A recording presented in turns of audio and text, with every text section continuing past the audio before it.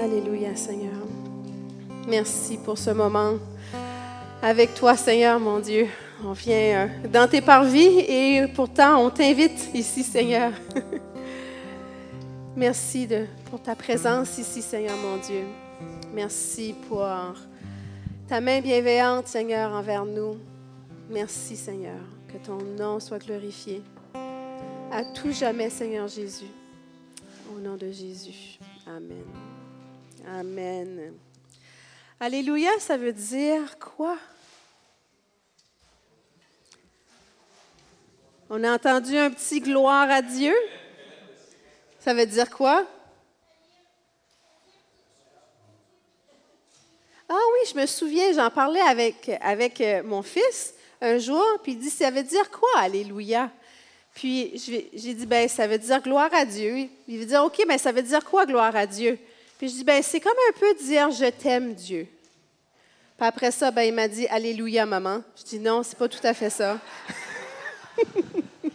Moi aussi, je t'aime. Mais Alléluia, c'est un mot spécial pour Dieu, parce que le Ya, à la fin de Alléluia, ça veut dire Dieu, comme Yahweh.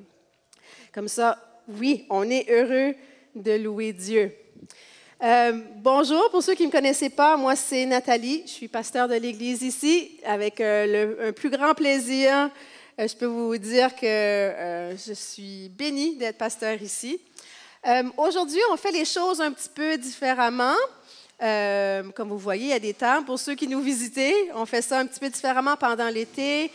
On a des moments où on va se diviser en groupes de table et on va peut-être discuter au sujet de certains versets parce que je trouve que l'Église, souvent si c'est juste la personne en avant qui parle, la richesse des gens parmi nous ne peut pas ressortir autant. Comme ça, chacun de nous, on a un cheminement avec Dieu et c'est riche de pouvoir le partager. Alors, ça nous donne cette occasion de le faire à ce moment-ci. Aussi, on a les enfants qui sont là. Comme ça, aujourd'hui, c'est ce qu'on appelle une célébration familiale. C'est un petit peu plus où les enfants, ils ont des Legos, ils ont des choses à faire. On va leur poser des questions, on va les inclure aussi, rendre ça un petit peu plus interactif pour eux. Parce que dans le fond, Jésus lui-même a dit « Laissez les petits-enfants venir à moi ». Et en plus, pendant l'été, ça donne une pause à nos enseignants d'école du dimanche, en plus, qui travaillent très fort à l'année longue.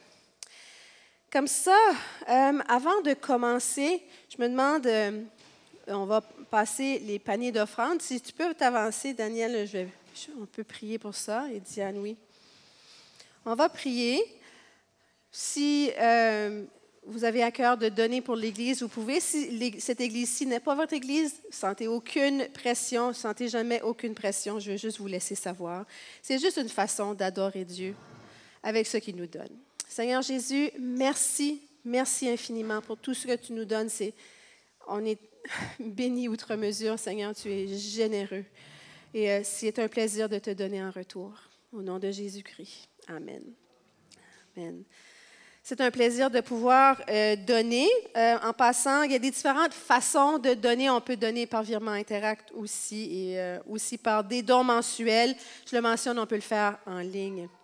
Simplement parce qu'il n'y a pas grand personne qui ont de l'argent dans leur poche. Si on veut donner, des fois, c'est difficile.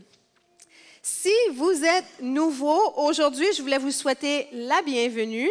Je voulais aussi vous dire qu'on a un petit quelque chose pour vous lorsque vous remplissez ce questionnaire. On a mis un code QR là, si ça vous intéresse. Un petit questionnaire pour nous donner un petit peu, rester en contact avec vous, qu'on puisse savoir qui vous êtes, mieux apprendre à vous connaître. C'est toujours une façon de le faire, que ce soit votre première, deuxième, troisième, quatrième fois. Nous, on veut pouvoir connecter avec vous. Alors, c'est une bonne façon aussi pour les gens de l'Église qui veulent garder contact avec nous. En fait, si vous voulez le faire, ça, c'est le même code QR, en fait. Si vous voulez nous demander pour des prières, vous pouvez toujours nous écrire un courriel, mais vous pouvez le faire à travers de là. Si vous voulez joindre notre lettre de nouvelles, si vous voulez vous faire baptiser, faire du bénévolat, joindre un petit groupe, laissez-nous savoir. Comme ça, avant de commencer, je voulais vous partager un petit quelque chose que Dieu a fait, en fait, dans nos vies. On vient de finir nos 2 semaines de vacances. On est de retour de vacances, puis on est allé à un camp biblique, en fait. Puis la manière que ça s'est passé, c'est il y a 3-4 semaines de ça, on reçoit un message à l'IBQ, puis il y a un camp biblique qu'on ne connaît pas du tout, qui ont besoin de quelqu'un ils ont besoin d'un pasteur comme aumônier pour enseigner aux enfants. Puis j'avais vraiment à cœur d'y aller. Puis là, je l'ai dit à quelques personnes individuellement, mais on arrive là, c'est super, super beau, les gens nous accueillent, puis là, on a 32 enfants qui sont là.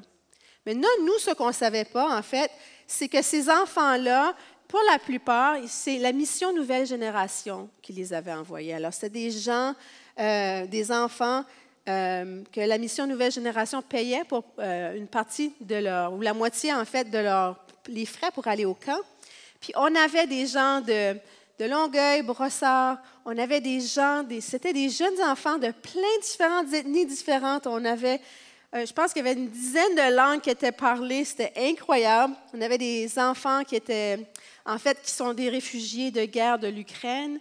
J'ai pu jaser avec un petit garçon qui m'a dit que lui, il était là quand ils ont déclaré que la guerre commençait. Il a dû fuir Kiev et ensuite fuir le pays. Et son papa, qui est soldat, est encore là. Comme ça, on a pris un temps pour prier pour son père. Il y avait d'autres enfants là qui n'avaient jamais entendu parler de Jésus auparavant. David Étienne? Lui au camp, mais je te dirai après son nom aussi.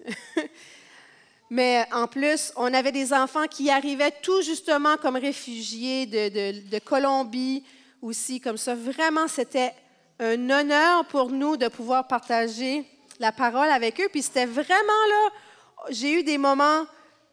On a eu un moment à la chapelle, on avait un petit moment de chapelle avec les enfants tous les jours, puis il y avait un temps de louange, puis c'était vraiment des louanges comme d'adultes, là, genre, avec des enfants de 8 à 12 ans. Puis il y avait une chanson, c'est un chœur d'adorateurs. Puis ils se sont mis à chanter ce chant-là, puis à la fin de la semaine, on avait parlé de l'œuvre de Jésus-Christ sur la croix, comment il nous donne accès à Dieu, le Père. Tu sais, on avait parlé de toutes ces choses-là. C'était tellement beau comment la loi, les 10 commandements ne peuvent pas nous permettre de se rendre jusqu'à Dieu, mais Jésus a comblé ça. Tu sais, on a partagé tout ça. Puis à la fin de la semaine, ils chantaient ce chant-là, « Un cœur d'adorateur ». Puis les enfants le chantaient à tue-tête qu'eux, ils voulaient avoir un cœur d'adorateur. Puis on a senti la présence de Dieu venir dans ce petit camp-là. Là. C'était merveilleux. Juste pour dire, Dieu a un cœur pour les enfants. Ouais, hein? Je voulais partager ça avec vous. Ça a été vraiment le highlight de nos vacances. Comme ça, aujourd'hui, on va commencer avec notre message d'aujourd'hui. On va parler des proverbes. On va parler des proverbes de façon générale, les proverbes dans la Bible. Puis, un proverbe, c'est quoi? Bon, un proverbe, dans le fond, c'est comme un petit dicton qui est facile à retenir, OK? Maintenant, les proverbes dans la Bible, bien, c'est ça. C'est des petits dictons en hébreu qui ont été écrits, qui sont faciles à retenir. Comme ça, nous, on les traduit, mais en fait, c'est très, très difficile à traduire comme il faut des proverbes, tout comme nos propres proverbes sont difficiles. Comme ça, c'est des conseils que les plus vieilles personnes ils donnent aux jeunes. Les proverbes, c'est vraiment un recueil de plein petits two-liners, là, genre 2 petites lignes, puis ça donne des conseils par rapport à la vie. Bon. Est-ce qu'il y a du monde ici qui connaissent d'autres mots pour proverbes? Oui, on pourrait dire des maximes.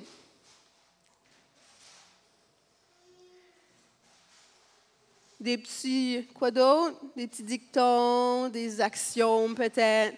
Tu sais, c'est des choses qu'on se donne, qu'on se dit comme conseil. Bon, je vais vous donner des exemples dans notre société. Mieux vaut prévenir que guérir. Qu'est-ce que ça veut dire? Est-ce que c'est littéral? Mieux vaut prévenir que guérir, oui?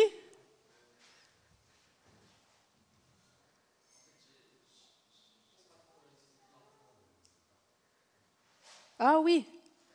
On en profite, on a des nouveaux micros pour la salle.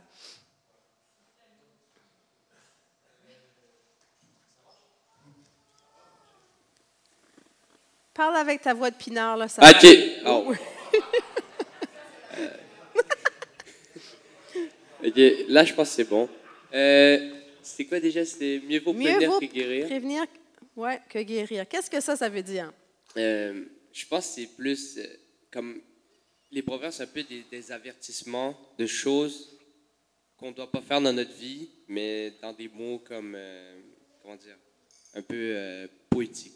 Il y a une petite poésie dedans. Il y a comme des analogies aussi. OK? Tout à fait. Puis mieux vaut prévenir que guérir. Est-ce qu'il y a quelqu'un qui sait qu'est-ce que celui-là veut dire? Comment on le dirait comment on expliquerait ça?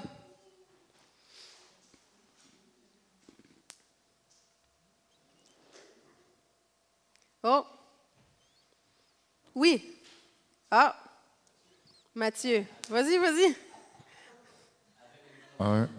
Ça marche. C'est notre première fois qu'on utilise nos micros. Un. Je ne vais pas casser les oreilles de tout le monde. Dans le fond, ça veut juste dire c'est préférable de planifier que de payer les conséquences. Mieux vaut planifier que payer les conséquences. Mais planifier, puis pas nécessairement comme guérir, juste comme, genre, on va planifier pour ne pas se casser un bras quand on va faire du parachutisme, ou je ne sais pas trop, se casser une jambe, tu sais. Mais vraiment, c'est vraiment planifié, ça peut être planifié dans pas mal n'importe quelle sphère de la vie, c'est ça. Comme ça, vous voyez qu'il y a comme, on parle de guérir puis de potentielles blessures, mais c'est pas vraiment, ça va au-delà de ça. Comme ça, on voit comment quelque chose comme ça, mieux vaut prévenir que guérir, comme ça, comment ça pourrait être mal compris si on devait le traduire littéralement, si on devait le prendre exactement comme ça. Un homme averti en vaut deux. Oh, qu'est-ce que tu voulais dire, toi, Adaline? Oh, c'est une activité pour les enfants. On a quelqu'un qui a des bons yeux. On a une activité, si ça vous tente. Ça vous tente-tu de faire des biscuits? Parce qu'on veut garder nos enfants entertainés, comme qu'on dit en Acadie. Ah, voilà, puis garde, en plus, si vous voulez, vaut mieux prévenir que guérir, hein? On veut que les enfants aient des choses à faire. Comme ça, s'il y a des enfants qui veulent faire des bracelets en élastique, ils sont là. Comme ça, c'est ça. Un homme averti en vaut deux. Est-ce que c'est juste un homme ou les femmes, ça peut... Comme ça, c'est des choses qu'on ne peut pas prendre de façon trop littérale. Il faut regarder au-delà. Puis je vous dis ça parce que quand on aborde les différents livres de la Bible, il faut les aborder selon leur genre littéraire. Comme ça, on ne peut pas prendre quelque chose qui a été écrit comme un conseil plus large comme ça, avec des métaphores, avec toutes sortes de choses dedans, qui sont compris dans une société, puis faire plouf, on va le mettre dans une autre société, dans une autre langue, puis le comprendre directement comme ça. Comme ça, on garde cette attitude-là lorsqu'on lit les proverbes. Bon, on continue. Les livres des proverbes. Est-ce que ça a été écrit par Salomon? En fait, non. En fait, c'est un oui. C'est aussi comme un recueil de plusieurs conseils de plusieurs sages du temps, en fait. Puis, ce sont des conseils, ce sont des enseignements didactiques. Ça veut dire que ça nous enseigne quelque chose. C'est comme ça qu'il va falloir qu'on les prenne. Comme ça, on ne les prend pas de façon littérale. Et aussi, il faut qu'on se rappelle qu'il y a une leçon. Puis non seulement c'est une leçon au niveau moral, mais aussi au niveau pratique de la vie de tous les jours aussi, quand on lit les proverbes. Excusez-moi. Alors, c'est ça. Des principes larges qu'on ne prend pas exactement à la lettre. Comme ça, on commence. Je vais vous les proverbes dans la Bible maintenant. Les proverbes dans la Bible, c'est vraiment à propos de rechercher la sagesse. La sagesse basée où? Bien, la sagesse basée en Dieu. Proverbe 9.10 veut dire « Le commencement de la sagesse, c'est la crainte de l'Éternel, et la connaissance du Dieu saint, c'est l'intelligence. » Excusez-moi. Comme ça, ici, on est en train de dire la vraie de vraie sagesse, elle commence et elle finit en Dieu, en fait. Comme ça, je voulais, les enfants, j'ai des coloriages, puis j'ai des choses au-delà de tout ça aussi pour vous donner. Si ça vous tente, vous pouvez essayer d'écrire vos propres proverbes, OK? Comme ça, non, OK. Vous pouvez inventer vos propres proverbes et inventer des dessins aussi, écrire des dessins pour décrire. Ah, mais tu fais les biscuits à la place si ça te tente, OK? Voilà. Est-ce que vous êtes jaloux, les adultes? Voulez-vous faire des biscuits, vous autres aussi? Est-ce que vous pouvez écouter et faire des biscuits en même temps? Non, c'est pas tout le monde. Oui. Mais les adultes, vous pouvez vous servir des biscuits. C'est pour vous dire aussi. C'est assez relax ce matin si vous voulez, pendant le message aussi, vous levez, aller chercher du café et des biscuits. Servez-vous, moi ça me dérange pas. Bon, comme ça, voici les proverbes, comment c'est divisé. C'est pédagogique, c'est didactique, comme j'ai mentionné. C'est divisé dans des grandes sections qu'on peut dire. Les chapitres de 1 à 9, ça sera plus la sagesse qui est personnifiée dans une femme. Comme ça, on compare la sagesse à une femme. Et en même temps, on va comparer, il va y avoir un contraste avec la femme séductrice qui veut nous éloigner de Dieu et qui veut nous éloigner de la sagesse. Maintenant, ceci étant dit, si la Bible dit elle parle beaucoup de la femme séductrice ici, on s'entend-tu qu'un homme peut être séducteur aussi, là? Oui. Comme ça, on ne s'en tient pas exactement à la lettre. Mais ici, en fait, ce sont des métaphores, on la personnifie, la sagesse. On la décrit comme une femme. Est-ce qu'un homme peut être sage aussi? Bien sûr que oui. Comme ça, ici, c'est juste une idée qu'il y a quelque chose d'attirant. Il y a quelque chose d'attirant vers la sagesse, puis il y a quelque chose d'attirant aussi vers la femme séductrice. Puis, dans le fond, il faut qu'on résiste à la femme séductrice ou qu'on résiste à ce qui veut nous séduire et nous éloigner de Dieu. Mais ça, c'est vraiment riche. Mais encore là, on va le prendre à la lettre ou dans le fond, on ne va pas se laisser séduire puis emporter dans l'adultère. Ça, on prend ça à la lettre. Mais aussi, il faut qu'on garde en tête que ça peut être au-delà de ça. Bon. Après ça, il y a d'autres, la section de 10 à 22 aussi, où on voit plus comme une liste de plein de petits dictons, de plein de petits proverbes aussi. Souvent, les proverbes ils vont être présentés comme dans des two-liners. Alors, il va y avoir 2 lignes. Des fois, ça va être un qui contredit l'autre. Un est positif, l'autre est négatif. Puis, en contrastant les deux, ça nous fait voir la vérité. Puis, des fois, un va construire sur l'autre. C'est vraiment un petit peu ça, les structures. On va voir des exemples aussi. Aussi, il faut se rappeler que ça ici, ce style littéraire-là, ça se passe dans un certain contexte et c'est la façon que les gens de tous les jours et les gens les cultures environnantes qu'ils parlent entre eux. C'est comme ça qu'ils écrivent, en fait. Puis, c'est comme ça que c'est présenté. Mais maintenant, ce n'est pas nécessairement un style littéraire exact comme que nous, on utilise en ce moment. Vraiment, les proverbes ça rime. Des fois, ils ont le même nombre de syllabes. Des fois, ils vont passer à travers de toutes les lettres de l'alphabet hébreu, puis ils vont présenter comme un acrostiche, le genre. Là. Comme ça, c'est une façon d'écrire parce que la plupart des gens, la façon qu'ils apprenaient la Bible, c'était de façon orale. Comme ça, c'était catchy, que tu pouvais l'écouter puis éventuellement l'apprendre. Maintenant, ça ne se traduit pas toujours bien. Est-ce que vous avez compris qu'un proverbe ne se traduit pas toujours facilement comme ça? Il faut les prendre en se rappelant ça. Il faut les lire en se rappelant ça. Une autre section, là, je les passe très vite.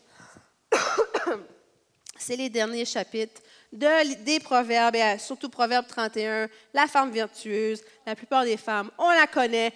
On la redoute aussi parce qu'on n'est pas proche, on ne lui arrive pas à la cheville, mais elle peut nous inspirer. Comme ça, C'est ça. Alors, c'est un format théologique qu'il faut prendre avec précaution, justement. Mais il va y avoir des vérités universelles quand même à travers de tout ça. Là, je voulais vous parler rapidement. Est-ce qu'il y a des gens ici vous avez déjà lu les proverbes un par jour selon le jour du mois? Est-ce que vous avez déjà fait ça? Y a-t-il juste moi? OK, quand même. On est 4. Comme ça, les proverbes, puisqu'il y en a 31, si jamais vous cherchez un projet de lecture, un petit plan de lecture facile ou un jour où vous ne savez pas quoi lire dans la Bible, vous allez dans les proverbes. Et là, aujourd'hui, on est le 28. Comme ça, aujourd'hui, vous liriez le proverbe 28. Maintenant, vous pouvez le suivre, là, back à back, un jour après l'autre. Ou s'il y a un jour, c'est comme, qu'est-ce que je devrais lire? Bien, vous pouvez lire le jour, selon le jour d'aujourd'hui. Plus, des fois, vous pouvez aller piger ailleurs aussi. Oui, André? Mais c'est ça, parce que c'est trop dur sur l'estime. On lit juste la femme vertueuse une fois ou 2 mois. Ça fait mal, vraiment. Ceci étant dit, les proverbes, ça commence avec la femme qui personnifie la sagesse et ça finit avec la femme vertueuse. Comme ça, vous voyez comment ça, c'est un tout cohérent quand même. Comme ça, oui, c'est une gang de dictons, de proverbes, un après l'autre. Vous allez voir, on va en lire quelques-uns. Vous allez voir le format. Moi, quand on lit, comme mettons, on lit un chapitre des Proverbes, ce n'est pas un tout cohérent, mettons, comme si on lit ailleurs dans la Bible. Comme ça, allons-y, on va en lire le Proverbe 28 parce qu'on est le 28. Puis vous allez voir un peu qu'est-ce que je veux dire si vous n'avez jamais creusé dans les Proverbes. Comme ça, Proverbe 28 dira, « Le méchant prend la fuite sans même qu'on le poursuive, tandis que le juste a autant de confiance qu'un jeune lion. » Là, on voit le négatif et le positif. Comme ça, si tu fais, en d'autres mots, si tu fais des choses méchantes, ben tu vas toujours être comme te méfier. Okay? Comme ça, tu prends la fuite parce que tu sais que tu ne veux pas te faire pogner parce que si tu fais quelque chose de... Quand on est sur l'autoroute, puis on passe à côté d'une police, si on conduit trop vite, là, on va être comme... Ouh! On va vouloir se cacher. Mais si on conduit la speed limit, la vitesse de limite, bien là, on n'a pas besoin de s'inquiéter. Là, c'est un petit peu ça ici. Si on fait quelque chose de mal, on a de quoi s'inquiéter, puis on veut fuir, puis on est toujours paranoïaque. Mais dans le fond, si on ne fait rien de mal, on est bien confiant. Comme ça, vous voyez comment on le regarde, comment on le creuse, comment on l'interprète. Un autre, quand un pays est en révolte, ses chefs sont nombreux, mais avec un homme qui a de l'intelligence et de la connaissance, l'ordre est maintenu. Comme ça, vous voyez... excusez-moi. Y a-t-il... Daniel, je ne sais pas, ou Diane, j'aurais besoin d'un petit peu d'eau. Hein? On finit une grippe. C'est pour ça que je vous saluais de loin aujourd'hui. Vous voyez que ces 2 sujets qui n'ont pas vraiment trop rapport. Comme ça, vous voyez que la liste est vraiment... Merci, Diane. Que la liste est assez random. Ça, c'est comme ça qu'on va les prendre. Ce n'est pas comme que je vous dis d'habitude, contexte, autant qu'une épître, par exemple, ou comme les évangiles, par exemple. Vraiment, c'est plus une liste. Il faut les prendre comme ça.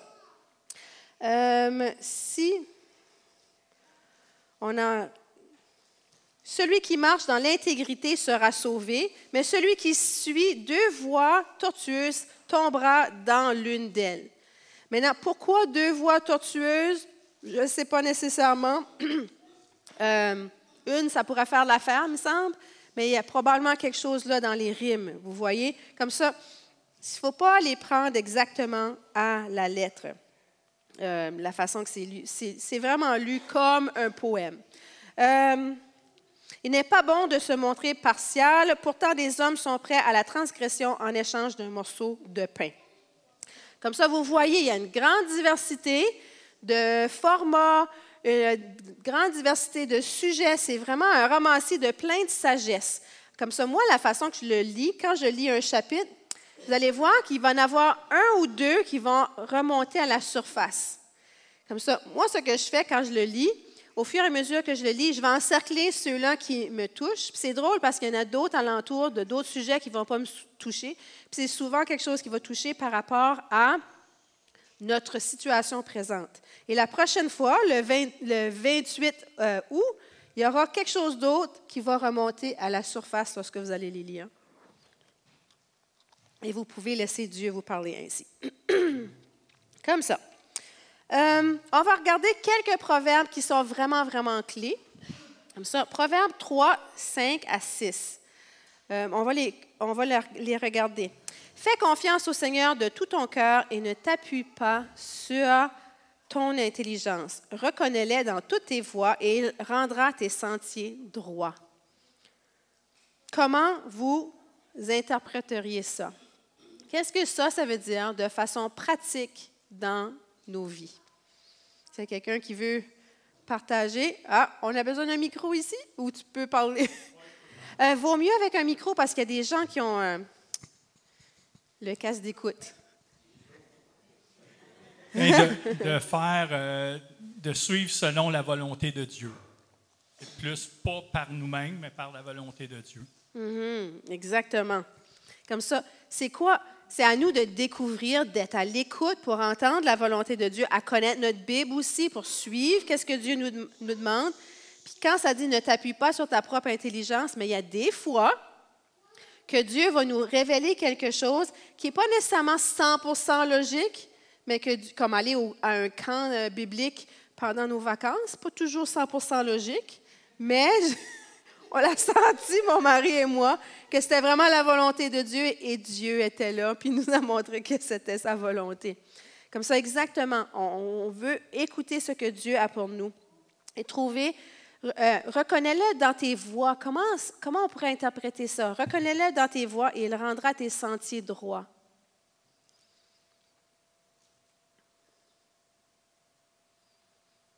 Comment vous êtes capable?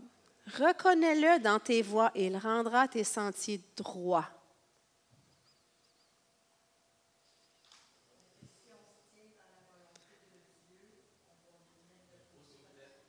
Oh!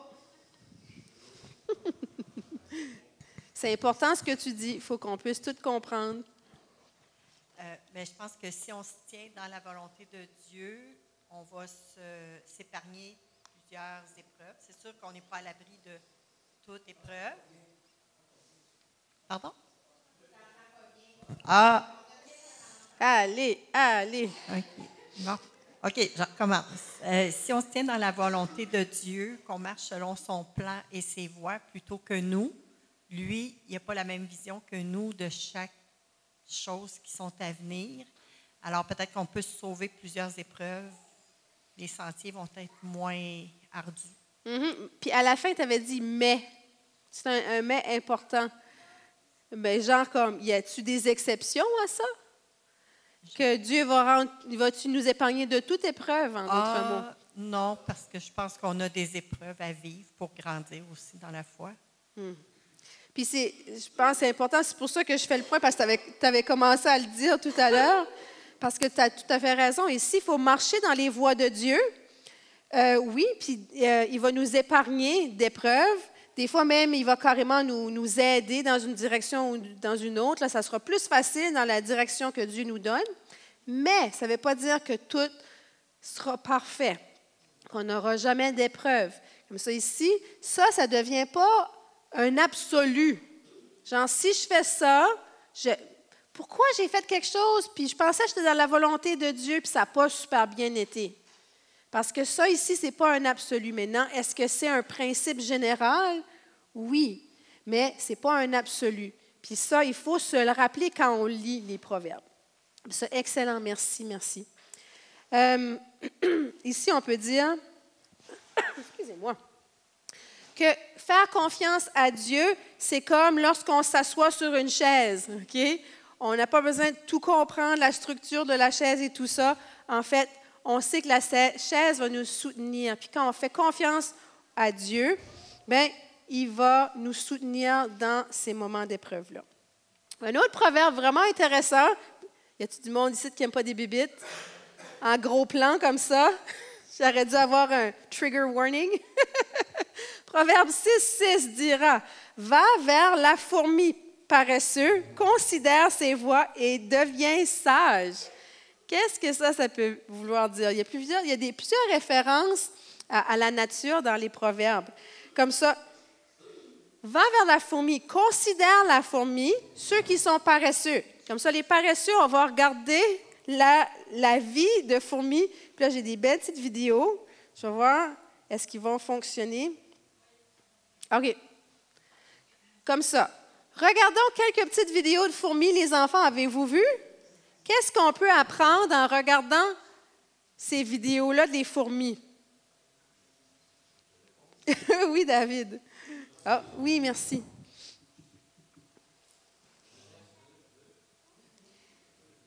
Allô, OK. Pour moi, ça veut dire que, premièrement, ils travaillent ensemble. Là. Donc, pour moi, ça représente un peu la communauté chrétienne, un petit peu. Mm-hmm. On est plus beau que ça, par exemple. Mais, c'est quoi déjà le proverbe? Rappelle-moi. Va vers... fais comme la fourmi. Fais comme, ouais. Puis les fourmis, ils font tout pour leur reine. Puis pour moi, il faut tout faire pour Dieu, en équipe, ensemble, dans une communauté chrétienne. J'ai jamais pensé à ça comme ça. Moi, c'est à ça que j'ai pensé. Ouais. Bravo, super, I love it. On va rougir. Ah, j'avais jamais pensé à ça. On fait tout. Les fourmis, c'est vrai qu'ils se rallient tout autour de leur reine, puis nous, on se rallie tous autour de Dieu. Ce qu'on fait, le travail, c'est pour Dieu, puis on le fait ensemble, bel et bien. Combien de fois on va dire, oui, on peut écouter l'Église en ligne, mais ce n'est pas la communauté nécessairement. La communauté, vivre ensemble, c'est quelque chose de très riche. Et travailler ensemble, et apprendre à se connaître et tout ça. Bon, j'ai d'autres vidéos. Maintenant, on va voir si celle-ci... Est-ce qu'il y a d'autres choses qu'on peut apprendre? Sont fortes quand même, exactement.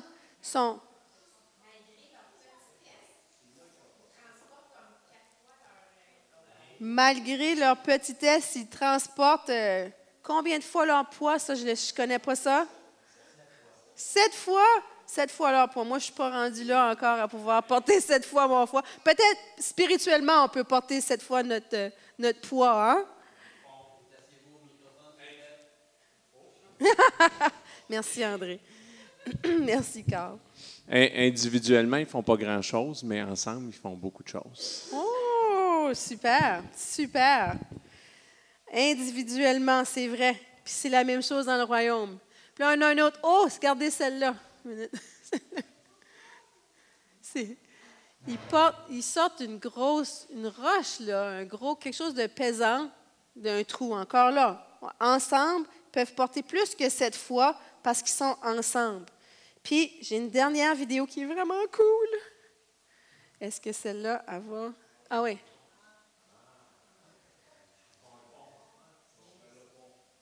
Ils font un pont entre eux, entre 2 feuilles comme ça. C'est incroyable comme la coordination qu'ils doivent se mettre ensemble et faire ça.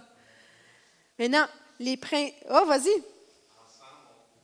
On peut rejoindre des gens qu'on ne serait pas capable de rejoindre individuellement. Hey. Ensemble, on peut rejoindre. Exactement. Comme ça, on se rappelle le proverbe, c'est allez les paresseux, considérez les fourmis qui travaillent ensemble. Puis bien sûr, nous, on peut aller au-delà de ça pour voir le travail pour le royaume de Dieu. Bon. Oui, vas-y. Si jamais. Ce que j'ajouterais, c'est qu'ils ont beaucoup de persévérance. Parce qu'ils lâchent jamais. Donc, d'avoir la persévérance pour trouver la face de Dieu, se rapprocher de Dieu, c'est vraiment... Moi, je trouve que la fourmi, ça représente beaucoup ça. Mm-hmm. Il lâche jamais, il travaille toujours. Mm-hmm. Amen. Super. Une persévérance. Puis, c'est ça. Comme ça, le proverbe va parler d'une fourmi, il va parler du paresseux, considérant ces choses-là. Et nous, on peut prendre le temps pour méditer. Il il y a des leçons à tirer de ces choses-là. Comme ça. Il y a un autre ici, Proverbe 18, 10. Le nom du Seigneur est une tour forte, le juste s'y réfugie et se trouve en sûreté.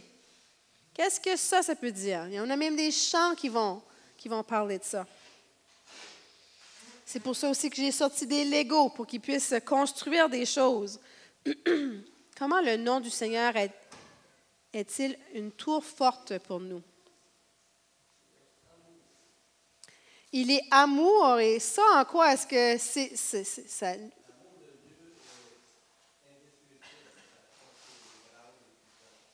Comme ça, toi, on dirait que tu mets l'accent sur te réfugier. Comme ça, c'est un endroit sûr et sécuritaire dans lequel on peut se réfugier parce qu'il est amour. C'est intéressant ça, parce qu'on ne dirait pas une tour forte avec amour, mais le côté de pouvoir se réfugier, oui. Il y a plus... Oh! Excusez. On aurait dû acheter le set de 4 micros, hein? Moi, je pense que si on se réfugie en Jésus, mais on ne sera plus jamais seul. Si on se réfugie en Jésus, on ne sera plus jamais seul. Peu importe l'obstacle qu'on va avoir, on va être entouré d'une grosse forteresse. Ça, parce que là, c'est intéressant. Là, tu parles d'obstacles, puis se réfugier. Comme ça, dans les moments difficiles, on n'est jamais seul. Il faut quand même aller courir à lui puis se protéger, se mettre en lui, mais il nous protège. Il est plus fort que nous. Si tu compares une tour comme dans le temps de la Renaissance, comme ça, là, mais ces tours-là, comparées à un humain, c'est bien plus fort. C'est ça, là. Dieu est infiniment plus fort que nous, on est. Comme ça, en lui, on peut se réfugier. Super, merci. Proverbe 22, 1. Une bonne réputation est préférable à de grandes richesses, et la grâce vaut mieux que l'argent et que l'or. Amen, hein? On a, le grand, un de tes préférés, hein?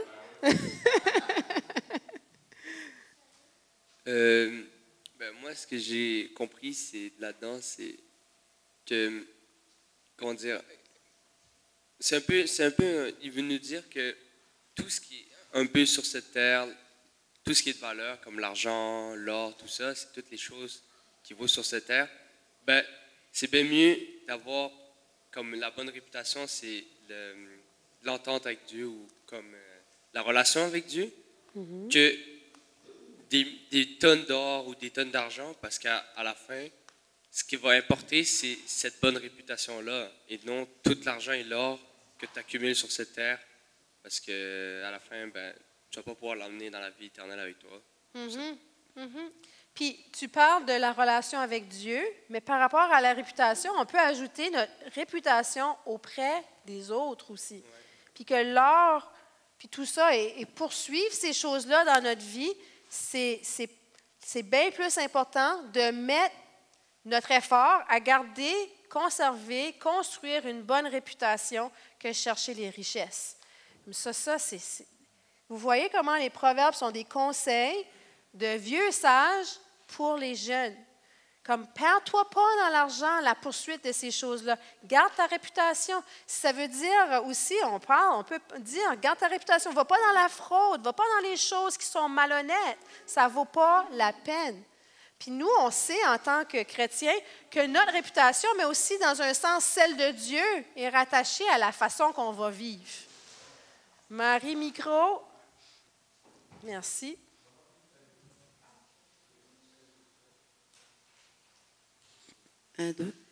En fait, moi, je voulais juste rajouter bonne réputation égale bon témoignage. Oui. C'est ça, un témoignage qui ne discrédite pas l'Évangile, qui ne discrédite pas la foi. C'est ça.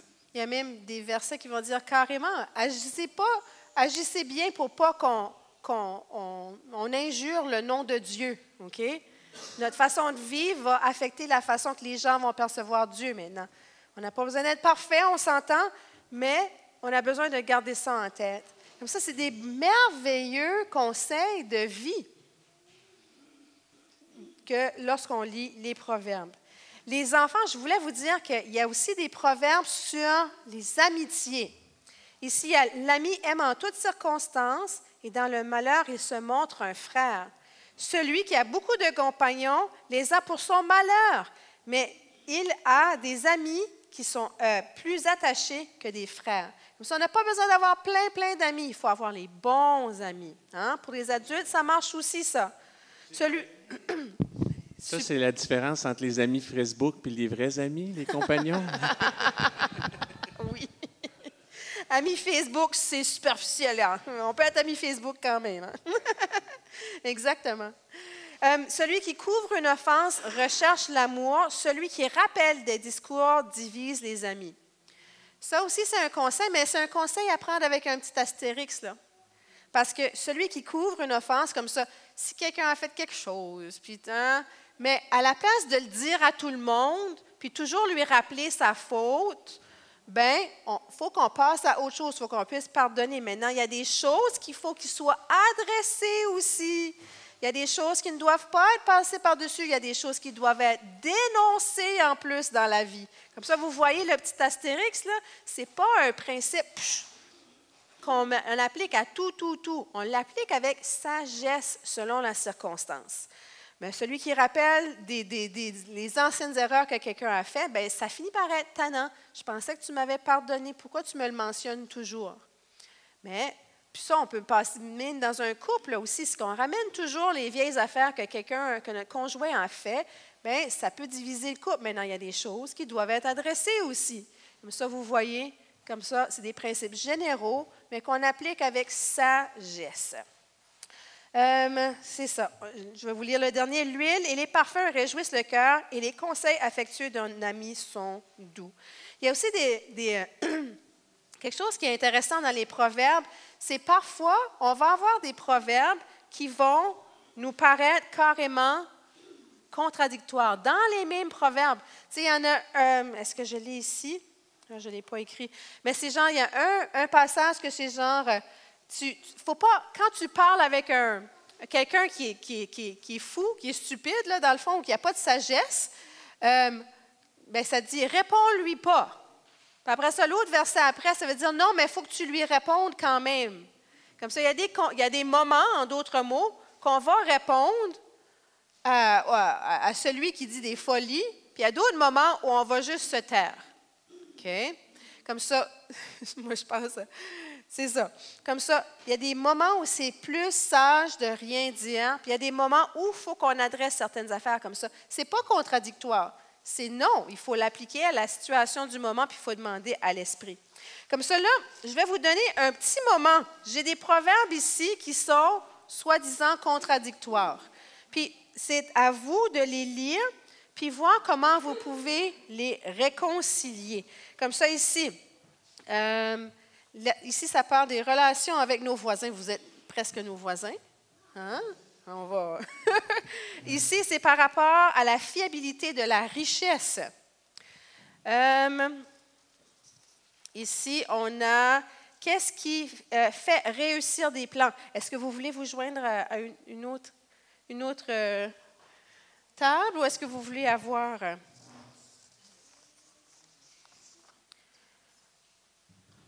Vaut mieux aller dans. Ici, est-ce qu'on doit accepter des pots de vin? Est-ce que vous... Puis là, est-ce que vous voulez vous joindre ici comme ça? Les discussions se déroulent mieux en groupe. Ici, la pauvreté, se mêler de ses affaires. Voilà. Comme ça, tout le monde, si vous êtes dans un groupe, je vous donne une dizaine, quinzaine de minutes pour discuter. Vous me dites lorsque vous avez presque fini pour que je puisse savoir. Bon. Comment a été la discussion? C'était-tu facile? Moi, j'ai jasé avec Benoît puis Steph en avant. C'était pas facile, mais moi, là, je suis comme, c'est un petit peu comme, ça doit faire du sens en hébreu, mais en français, j'ai de la misère, là. Je vais vous... Quel que c'était encore? Là, ici, OK. N'abandonne pas ton ami, ni l'ami de ton père, et n'entre pas dans la maison de ton frère au jour de ta détresse. Mais vaut mieux un voisin proche qu'un frère éloigné. Je ne sais plus le conseil à la fin, là. C'est un petit peu... bon, ben, allons-y un petit peu avec... qu'est-ce que ça veut dire être proche? Qu'est-ce que ça veut dire être éloigné? Vaut mieux avoir un ami proche quand on vit quelque chose de difficile pour le moment. Mais ce n'est pas évident. Il doit y avoir quelque chose dans l'hébreu qui est magnifique. Mais en français, c'est comme « wouh ». Comme ça, des fois, il faut les creuser. Est-ce qu'il y avait quelqu'un qui voulait partager qu'est-ce qu'ils ont découvert dans leur discussion? On va prendre un petit temps. Je ne sais pas si j'aurai le temps de passer toutes les... On va en faire 2. Comme ça, on va commencer Nathanaël, puis ensuite David. OK. Nous, on avait se mêler des affaires des autres dans les proverbes contradictoires. Désolé. Le premier proverbe, c'était Proverbe 26, 17. Passez outre pour se mêler d'une dispute qui ne vous regarde pas, c'est saisir un chien par les oreilles. Alors, nous, ce qu'on a compris là-dessus, c'était surtout que dans ce proverbe-là, c'était que quand tu te mêles des affaires des autres, c'est un peu que tu vas aller chercher du trouble, tu vas aller un peu te mettre dans des problèmes que tu ne devrais pas. Puis après, le proverbe un peu contradictoire à ça, c'est Proverbe 24, 11, 12. Délivre ceux qu'on traîne à la mort, sauve ceux qu'on s'apprête à égorger. Si tu dis, nous ne l'avons pas su, celui qui pèse les cœurs ne le comprend-il pas? Celui qui veille sur ta vie, ne le sait-il pas? Et ne rendra-t-il pas à chacun selon ses œuvres? Donc, dans celui-là, un peu Dieu, il nous demande à être avoir de la compassion un peu. Donc, quand on voit des situations un peu nous mêler, mais avec de la compassion, donc, mêler des affaires des autres tout en étant avec de la compassion. Donc, c'est un peu contradictoire parce qu'il nous dit de ne pas nous mêler, mais en même temps de regarder avec un regard de compassion, donc d'aller dans des situations, par exemple, quelqu'un qui doit mourir, puis d'empêcher cette personne-là, par exemple un meurtrier, d'empêcher les gens de tuer peut-être, parce que il faut, même s'il a tué 200 personnes, ça reste un être humain, puis nous, on n'est pas censé juger cette personne-là, parce que c'est Dieu qui doit juger. Donc, c'est un peu ça. On devient meurtrier par association. Je les aime, ces versets-là, parce que oui, quand il y a une chicane, des fois, vaut mieux pas venir s'en mêler, ou quand il y a un autre problème, des fois, se mettre dedans la chicane, ça va nous faire tomber, nous autres aussi. Ça va ça va nous ramener vers le bas, comme ça. Des fois, il faut utiliser de la sagesse, puis pas se mêler des chicanes. Mais maintenant, s'il y a quelqu'un en détresse, ou s'il y a une situation d'injustice, il y a des moments où Dieu nous appelle à nous mêler des affaires des autres, puis à se tenir debout. Il y a même des proverbes, c'est le 31, il me semble, où on demande au roi d'être là pour soutenir ceux qui ne peuvent pas se défendre. Comme ça, il y a un endroit où on se mêle de nos affaires, des affaires des autres, pour aider. Comme ça, c'est encore là, ils sont contradictoires, mais on voit, c'est dépendamment de la situation. Est-ce que ça va nous dire exactement quand intervenir et quand ne pas intervenir? Bien, pas nécessairement. Mais c'est une bonne réflexion à avoir. Merci beaucoup. David, si tu veux nous présenter vos questions. Ça ne sera pas, hein? Donc, je vais rester non, ici. c'est ça. Donc, je vais commencer par lire les 3 proverbes qui se contradictent. Ça se dit-tu ça? Qui sont contredisent. Oui, mon Dieu Seigneur, merci. Donc, je vais les lire. Premier proverbe, la richesse d'un homme riche, c'est sa ville forte. La pauvreté des pauvres est leur ruine. Là, je me mets en situation de quelqu'un qui ne connaît pas trop Dieu, puis que je parle, qui voit ça de façon charnelle. Donc, en tout cas, je continue. La richesse d'un homme riche est sa ville forte, encore une fois, et c'est comme une haute muraille dans son imagination. On y revient. Puis le dernier, ne te fatigue pas pour acquérir des richesses, renonce même à ton intelligence. Les regards fixés sur elles, elles ne sont plus. Les regards fixés sur elles, sur les richesses, elles ne sont plus, car elles se font des ailes et s'envolent comme un aigle vers les cieux. Donc, si on voit ça de façon charnelle, oui, ça se contredit. Parce que, tu sais, ici, le premier, ça dit que la richesse d'un homme, c'est sa ville forte.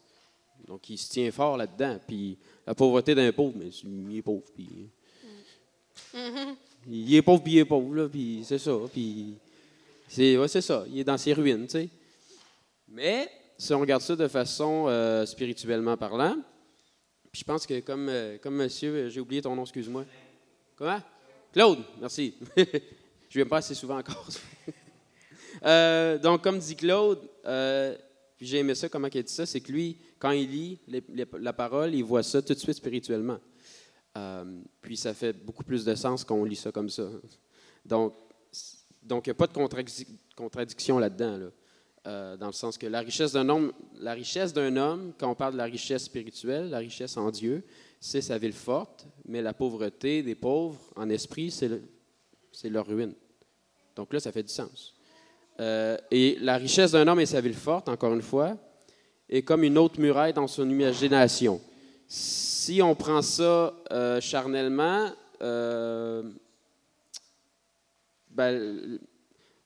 ouais, c'est un peu compliqué celle-là, là, mais nous autres, on s'est dit que la richesse d'un homme physique, la richesse de ce monde, s'il garde ça, c'est comme une muraille qui l'empêche d'être avec Dieu, et puis il est captif, c'est ça qu'on disait. Il est captif de sa richesse ici, sur Terre.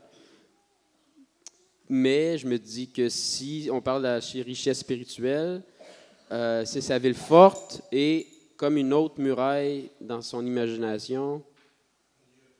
On parlait de la tour tantôt. Je pense que c'est un peu ça qu'ils veulent dire.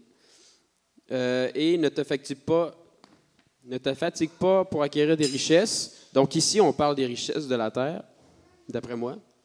Ne te fatigue pas pour acquérir des richesses. Renonce même à ton intelligence. Tout à l'heure, on a dit que il faut pas se fier à notre propre intelligence, mais à l'intelligence de Dieu. Et parce que toutes ces richesses-là vont partir dans le feu. Dans le feu un jour ou l'autre, puis ça ne viendra pas avec nous au ciel.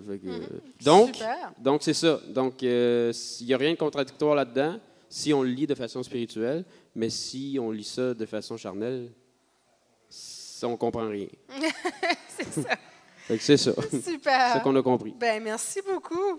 C'est vrai que la richesse nous amène une certaine sécurité, mais qu'on ne peut pas dépendre sur ces richesses-là, dans le fond. Puis c'est vrai que spirituellement, il faut chercher à être riche en Dieu au-delà de tout. Comme ça, c'est vraiment intéressant. C'est comme ça qu'on les creuse, puis on finit par les réconcilier. Comme ça, moi, ce que je cherchais à faire ce matin, c'est vous ouvrir les yeux à la beauté des proverbes. J'espère qu'il y en a quelques-uns de plus qui vont, de temps en temps, rentrer dans un mois de proverbes et commencer à les lire et laisser certains remonter à la surface pour vous laisser changer. La parole nous dit d'être renouvelés dans notre intelligence par la parole de Dieu. En fait, Dieu peut nous renouveler, nous aider à ne pas penser selon les préceptes de ce monde, mais selon ce que Dieu veut pour nous. Comme ça, dans le fond, la crainte de l'Éternel, parce qu'on veut en fait obéir à Dieu, nous amène cette sagesse et cette intelligence-là et nous amène à connaître Dieu. Et c'est pour ça que c'est beau, les proverbes, c'est pour ça que c'est beau, la sagesse, c'est pour ça qu'on doit la chercher, cette sagesse personnifiée, justement, on doit se rapprocher. C'est aussi pourquoi on doit écouter les conseils des personnes qui ont plus d'expérience que nous. Il y a des choses belles à apprendre. Et c'est des personnes plus âgées que nous, mais en plus qui fondent leur moralité et leur choix en Dieu. Ceux qui sont justement ces principes-là dans les proverbes, là, là, c'est une belle fondation. Comme ça, je vous rappelle que lorsqu'on lit les proverbes, on le lit selon son genre littéraire, sachant que ça ne se traduit pas toujours bien, que la façon que c'est écrit en hébreu, ça sonne bien. Aussi, c'est par rapport à des choses qui se disent dans la société. Ils vont prendre des petits dictons dans la société, puis ils vont comme des fois les adapter, même dans la Bible. Comme ça, il faut se rappeler de ces choses-là, que nous, on est dans une autre culture, que les choses, des fois, ne vont pas sonner bien à notre oreille, qu'il faut les creuser. Puis des fois aussi, il faut juste aller avec notre propre sagesse pour les comprendre. Comme ça, lisons les proverbes, laissons-les nous transformer, faisons attention, puis réconcilions ça qui peut sonner contradictoire parce que la Bible ne se contredit pas. Et soyons un exemple d'amour divin autour de nous et de sagesse divine autour de nous. Et vraiment, je veux vous remercier. Je veux remercier les enfants. Vous avez super bien fait ça. Vous vous êtes bien occupés. Merci pour votre participation. Je sais que c'est une différente façon de vivre l'Église le dimanche matin, mais pour moi, ça me fait du bien d'entendre vos voix. Ça me fait du bien d'entendre ce que vous avez à dire, voir nos différents cheminements où on est aussi. Je trouve qu'il y a de la sagesse dans plusieurs, la Bible, les Proverbes disent qu'il y a de la sagesse dans plusieurs conseillers. Je trouve qu'il y a de la sagesse dans plusieurs voix aussi dans l'Église. Comme ça, sur ce, je vous souhaite un super beau dimanche, une super belle semaine. Et les enfants, j'ai un petit cadeau pour vous avant de partir. Laissez-moi prier. Seigneur Jésus, merci pour chaque personne ici ce matin. Quel plaisir que c'était d'avoir les enfants avec nous. J'espère qu'ils vont se régaler de ces bons biscuits, Seigneur mon Dieu. Puisses-tu être glorifié en toutes choses. Amen. Amen. Merci à tout le monde.